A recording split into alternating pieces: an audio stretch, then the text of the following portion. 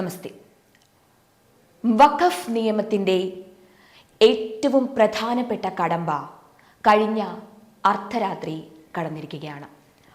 ലോക്സഭയിൽ 232 വോട്ടുകൾക്കെതിരെ 288 വോട്ടിന് വഖഫ് ഭേദഗതി ബിൽ പാസ്സായിരിക്കുന്നു. രാജ്യസഭയിലും ഈ ബിൽ പാസ്സായി.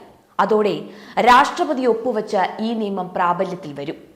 ഇതോടുകൂടി രാജ്യം മുഴുവൻ 1995, 2013 ഭേദഗതി മൂലം ദുരിതം അനുഭവിക്കുന്ന ബഹുഭൂരിപക്ഷം വരുന്ന മുസ്ലിങ്ങൾ ഉൾപ്പെടെയുള്ള സാധാരണ മനുഷ്യർ രക്ഷപ്പെടുകയാണ്.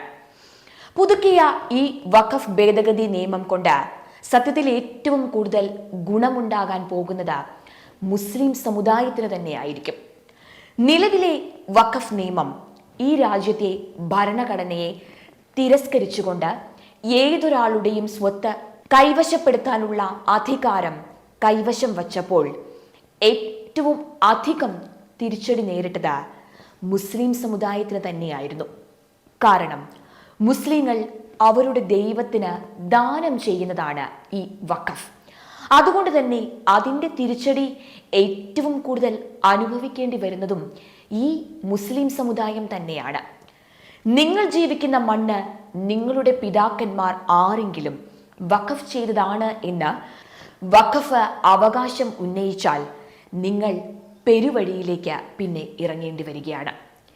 നിങ്ങളെ അവിടെ നിന്ന് ഇറക്കിവിടാൻ വഖഫിന് യാതൊരു രേഖയും നിങ്ങളെ കാണിക്കേണ്ട ആവശ്യമില്ല. കോടതിയിൽ പോകാൻ പോലും നിങ്ങൾക്ക് കഴിയില്ല എന്നതാണ്.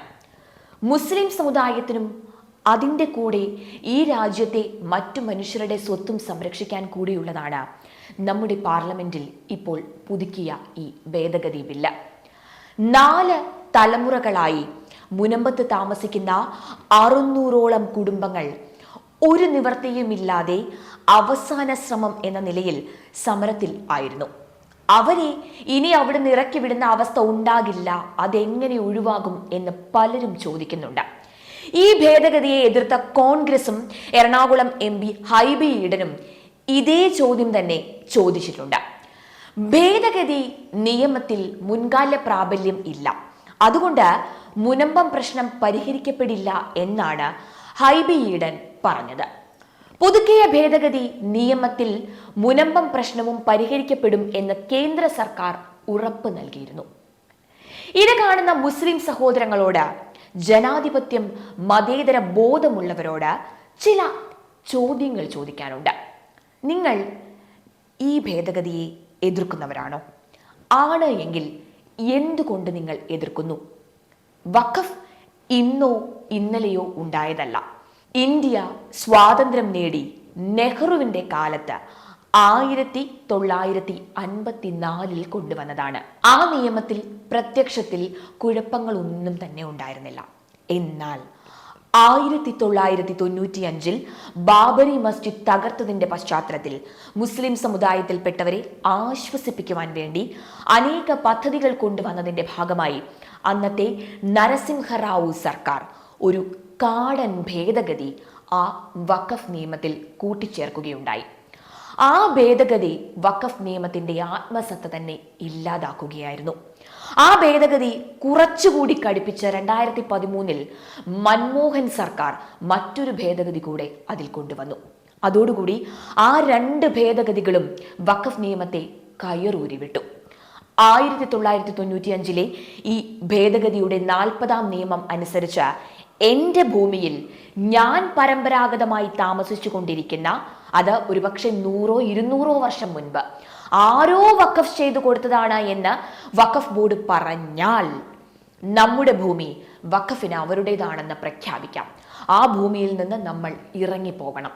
നമുക്ക് കോടതിയിൽ പോകാൻ കഴിയില്ല, കാരണം നിയമം അത് അനുവദിക്കുന്നില്ല. നമ്മുടെ മുൻപിലുള്ള ഏക പോംവഴി വഖഫ് ട്രൈബ്യൂണലിൽ പോകുക എന്നത് മാത്രമാണ്. ഈ വഖഫ് ട്രൈബ്യൂണൽ എന്ന് പറയുന്നത് വഖഫിന്റെ തന്നെ അംഗങ്ങളാണ്. അവിടെ നമുക്ക് നീതി ലഭിക്കുമോ?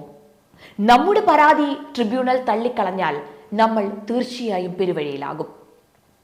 ഈ കാടൻ നിയമം 2013 പരിഷ്കരിച്ചുകൊണ്ട് മൻമോഹൻ സിംഗ് കോൺഗ്രസ് സർക്കാർ ഈ രാജ്യത്തെ ജനങ്ങളോട് ചെയ്തത് എന്താണ് എന്ന് നിങ്ങൾക്കറിയാമോ? നമ്മുടെ പിതാക്കന്മാർ നമുക്ക് തന്ന ഭൂമിയിൽ നമ്മൾ താമസിച്ച അനധികൃതമായി എന്ന് വ്യാഖ്യാനം നൽകിക്കൊണ്ട് നമ്മുടെ പേരിൽ കേസെടുത്ത് നമ്മളെ ജയിലിൽ അടയ്ക്കാം. എങ്ങനെയുണ്ട്? വളരെ നന്നായിട്ടുണ്ട് അല്ലേ? ഇതുപോലൊരു കാടൻ നിയമം ഉണ്ടാക്കാൻ ഒരു മതേതര പ്രസ്ഥാനം എന്ന് വീമ്പ് പറയുന്ന ഒരു പ്രസ്ഥാനത്തിന് കഴിയുമോ?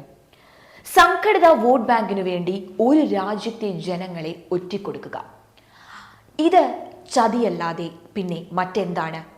ഇത്രയും അപരിഷ്കൃതമായ ഒരു നിയമം ഭേദഗതി ചെയ്യാനാണ് നമ്മുടെ കേന്ദ്ര സർക്കാർ തീരുമാനിച്ചത്. അതിനെ ഈ രാജ്യത്തെ കോൺഗ്രസ് അടക്കമുള്ള രാഷ്ട്രീയ കക്ഷികൾ എതിർത്തു. കേരളത്തിലെ 19 എംപിമാരും ഈ ഭേദഗതിയെ എതിർത്ത് വോട്ട് ചെയ്തവരാണ്. ആർക്കു വേണ്ടി? എന്തിനു വേണ്ടി? വോട്ടിനു വേണ്ടി. മതേതരത്വത്തിലും ജനാധിപത്യത്തിലും വിശ്വസിക്കുന്ന ആർക്കും ഇത് അംഗീകരിക്കാൻ കഴിയില്ല. മതവും വിശ്വാസവുമൊക്കെ ഭരണഘടനയ്ക്ക് താഴെ മതി, ആർക്കും ചോദ്യം ചെയ്യാനാവാത്ത വിധം ഭരണഘടനയ്ക്ക് മുകളിൽ വഖഫ് സ്ഥാനം നൽകിയത് എന്നാൽ കോൺഗ്രസ് ആണ്. കോൺഗ്രസിന്റെ ഈ ചതി അംഗീകരിക്കാൻ കഴിയുന്നതല്ല. മുനമ്പത്തെ കുടിയിറക്ക് ഭീഷണി നേരിട്ട പാവപ്പെട്ട മനുഷ്യനോടൊപ്പം നിൽക്കേണ്ട 19 എംപിമാർ ചെയ്ത ചതി പൊറുക്കാൻ കഴിയുമോ? ഇല്ല. ആത്മാഭിമാനം പണയം വെച്ച ഒരു പ്രസ്ഥാനത്തിന് വേണ്ടി സംസാരിക്കാൻ ആരും ഇനി തുനിയരുത്. ആ പാർട്ടിയുമായുള്ള എല്ലാ ബന്ധവും നമ്മൾ ഉപേക്ഷിക്കുക തന്നെ വേണം. കേരളത്തിലെ 600ഓളം കുടുംബങ്ങൾക്ക് കിടപ്പാടം പോലും നഷ്ടപ്പെടും എന്ന അവസ്ഥ വന്നപ്പോൾ സംഘടിത വോട്ട് ബാങ്കിനെ ഭയന്ന് ആ പാവങ്ങളെ സഹിക്കാതിരുന്ന അത്തരമൊരു അവസ്ഥയ്ക്ക് വഴിവെച്ച കോൺഗ്രസിനെ ഇനി എന്തുറപ്പിലാണ് നാം വിശ്വസിക്കുക? ഇടതുപക്ഷവും വലതുപക്ഷവും നമ്മുടെ കേരളത്തിൽ ഒരേപോലെയാണ് ഇപ്പോൾ നിലകൊള്ളുന്നത് എന്ന് പ്രത്യേകം പറയേണ്ട ആവശ്യമൊന്നുമില്ലല്ലോ. ഇസ്രായേലിൽ ജൂതന്മാരെ ഇസ്ലാമിക ജിഹാദികൾ കൂട്ടക്കൊല ചെയ്തപ്പോൾ അതിനെപ്പോലും ന്യായീകരിക്കുകയും ഇനി എത്ര കൊന്നാലും അതൊക്കെയും ന്യായമാണ് എന്ന് പോലും പറയുകയും ചെയ്ത CR മഹേഷിനെ പോലുള്ള, ഉണ്ണിത്താനെ പോലെയുള്ള, VT ബൽറാമിനെ പോലെയുള്ള നരാധമന്മാരുടെ പാർട്ടിയാണ് ഇന്ന് കോൺഗ്രസ്. അതുപോലെ തന്നെയാണ് ഇടതും. അത് പിന്നെ പ്രത്യേകിച്ച് പറയേണ്ട കാര്യമില്ല. ഹമാസ് എന്ത് ചെയ്താലും അതൊക്കെയും ശരിയാണ് എന്നത് വംശഹത്യക്കുള്ള പരോക്ഷ ആഹ്വാനം തന്നെയായിരുന്നു. അതിവിടെ എത്ര പേർക്ക് മനസ്സിലായി? കിടപ്പാടം പോലും നഷ്ടപ്പെടുന്ന അവസ്ഥ ഉണ്ടായപ്പോൾ കൈയൊഴിഞ്ഞവർ നാളെ ഇസ്രായേലിലെ ജൂതന്മാർക്ക് സംഭവിച്ച പോലെ ജീവൻ പോകുന്ന അവസ്ഥയുണ്ടായാലും ഇതേ നിസ്സംഗത ആവർത്തിക്കും എന്ന് ആർക്കെങ്കിലും സംശയമുണ്ടായാൽ കുറ്റം പറയാൻ കഴിയുമോ? തീർത്തും ഇല്ല. ഇന്നത്തെ കോൺഗ്രസിന്റെ തനിനിറം മനസ്സിലാക്കി തന്നതിന് സത്യത്തിൽ ഭാരതീയർ BJPയോടാണ് നന്ദി പറയേണ്ടത്. തലയ്ക്ക് വെളിവുള്ള, തലയ്ക്കുള്ളിൽ ആൾതാമസമുള്ള പാർട്ടി അടിമകൾ അല്ലാത്ത, സ്വബുദ്ധി കൊണ്ട് കാര്യങ്ങൾ പഠിച്ച് മനസ്സിലാക്കാൻ കഴിവുള്ളവരെ ഉദ്ദേശിച്ചാണ് ഞാൻ ഈ പറഞ്ഞതെല്ലാം.